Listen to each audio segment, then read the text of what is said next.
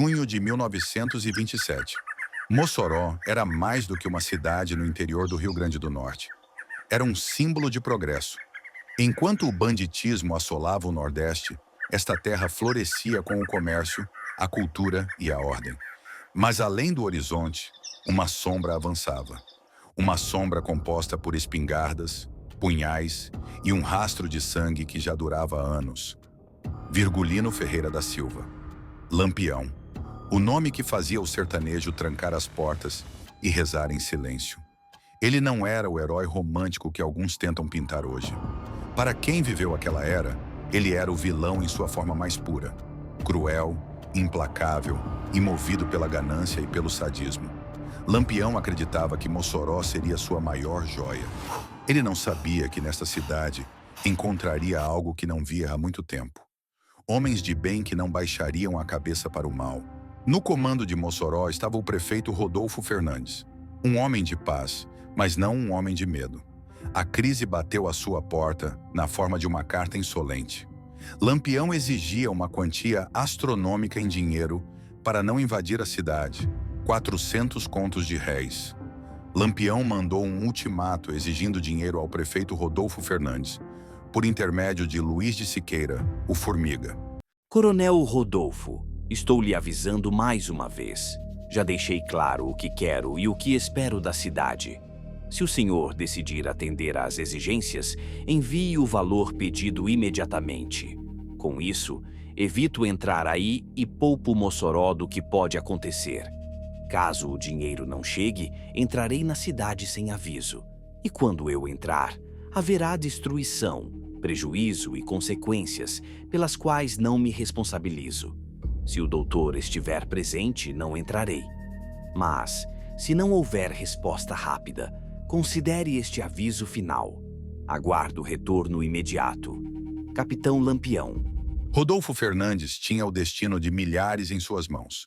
Ele poderia ter cedido ao pacifismo covarde, pago o resgate e esperado que o monstro fosse embora. Mas Rodolfo sabia que o mal não se apazigua, o mal se enfrenta. A resposta de Rodolfo Fernandes entrou para uma história como o primeiro tiro da resistência. Ele não enviou dinheiro, enviou dignidade. Em sua carta de volta, o prefeito foi categórico. Mossoró não seria comprada. Mossoró se defenderia. Virgulino Lampião, recebi o seu bilhete e respondo-lhe dizendo que não tenho a importância que pede e nem o comércio. O banco está fechado, tendo os funcionários se retirado daqui. Estamos dispostos a acarretar com tudo o que o senhor queira fazer contra nós. A cidade acha-se firmemente inabalável na sua defesa, confiando na mesma. Rodolfo Fernandes, prefeito. Mas Rodolfo era um estrategista, não apenas um idealista. Ele deu início a uma operação de guerra em tempo recorde. Sua primeira prioridade foram os vulneráveis. Trens carregados de mulheres, crianças e idosos deixaram a cidade rumo ao litoral. Rodolfo esvaziou Mossoró das vítimas potenciais para preenchê-la com combatentes. Ele convocou os homens aptos, comerciantes, ferreiros, pais de família. Ele lhes deu armas e uma missão: proteger seu lar. Enquanto Lampião marchava com seu bando de criminosos, Rodolfo organizava trincheiras nas torres das igrejas e nos telhados das casas. O prefeito transformou a cidade em uma fortaleza de justiça. Meu dedo tá coçando pra matar cangaceiro. 13 de junho de 1927, dia de Santo Antônio. O sol do meio-dia testemunhou o ataque. Lampião, acostumado a ver cidades inteiras fugirem ao som de seus gritos, avançou com a confiança dos tiranos.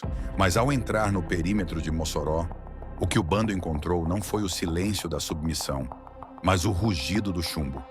Rodolfo Fernandes coordenava a defesa. De cada janela, de cada torre, a resistência de Mossoró respondia. Pelas suas famílias, protejam Mossoró! Fogo à vontade! Lampião, o rei do cangaço, viu seus homens caírem um a um. O bando, que se achava invencível, estava sendo humilhado por cidadãos comuns liderados por um homem que acreditava na lei. O pânico mudou de lado. O vilão percebeu que Mossoró não era uma vila indefesa, mas um labirinto de coragem. Pela primeira vez em sua carreira de crimes, Lampião foi forçado a bater em retirada, deixando para trás mortos, feridos e sua aura de invencibilidade estilhaçada no chão de terra batida. A vitória em Mossoró foi o começo do fim para a dinastia de Lampião. Rodolfo Fernandes provou ao Brasil que o banditismo não era uma força da natureza, mas um monstro que prosperava onde o medo reinava.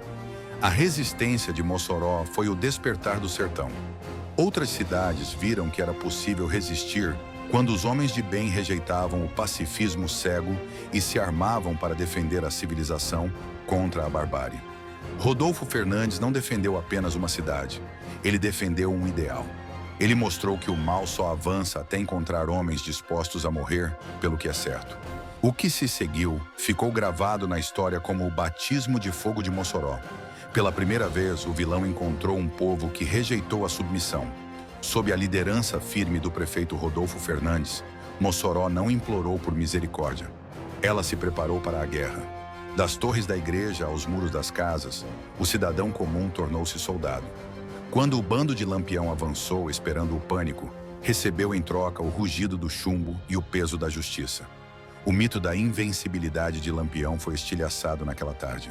O rei do cangaço, acostumado a ver o medo nos olhos de suas vítimas, sentiu pela primeira vez o gosto amargo da derrota. No chão de Mossoró, ficaram dois homens de maior confiança de Lampião, Colchete e Jararaca. A investida frustrada foi mais do que um erro estratégico. Foi uma humilhação pública para o bando que se julgava dono do destino alheio. Aquele dia mudou o curso da história. Mossoró deixou de ser apenas um ponto no mapa para se tornar a cidade da resistência. O lugar onde o povo provou que, quando homens de bem decidem lutar, o mal não tem onde se esconder. O batismo de fogo foi o começo do fim da dinastia de Virgulino. Mossoró mostrou ao Brasil que a liberdade tem um preço e que ela só pertence àqueles que têm a coragem de defendê-la. Lampião continuaria sua fuga por mais alguns anos, mas sua moral estava quebrada. Ele nunca mais seria o mesmo depois de sentir o peso do caráter de Mossoró. Hoje lembramos de Rodolfo Fernandes como o herói que foi. O homem que se levantou quando todos se curvaram e que deu início ao fim do mais cruel vilão que o sertão já conheceu. Porque quando o justo se arma, o vilão treme.